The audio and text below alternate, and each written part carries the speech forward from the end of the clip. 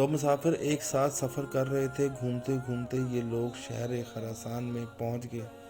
ان دونوں ساتھیوں میں ایک نہایت نحیف اور لاغر تھا اور وقت وقت سے کھانا کھاتا تھا، اور دوسرا نہایت تندرست و توانا تھا اور صبح سے شام تک کچھ نہ کچھ کھاتا ہی رہتا تھا۔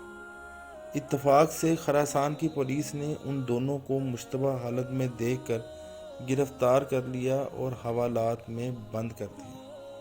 اتفاق سے خراسان کی پولیس نے ان دونوں کو مشتبہ حالت میں دیکھ کر گرفتار کر لیا اور حوالات میں بند کر دیا۔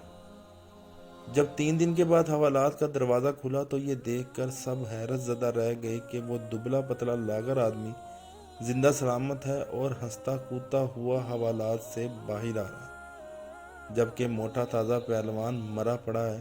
معلوم ہوا کہ موٹا تازہ آدمی زیادہ کھانے والا تھا، اس لیے مصیبت برداشت نہ کر سکا اور مر گیا، اور لاغر آدمی کو تو صبر کی عادت تھی، اس لیے اس نے صبر کیا اور سلامتی کے ساتھ قید سے نجات پائی۔ بے شک ہمیں بھی صبر کرنا چاہیے اور صبر کرنا سیکھنا چاہیے تاکہ ہم مشکل سے مشکل پریشانی میں اپنے آپ کو بچا سکیں۔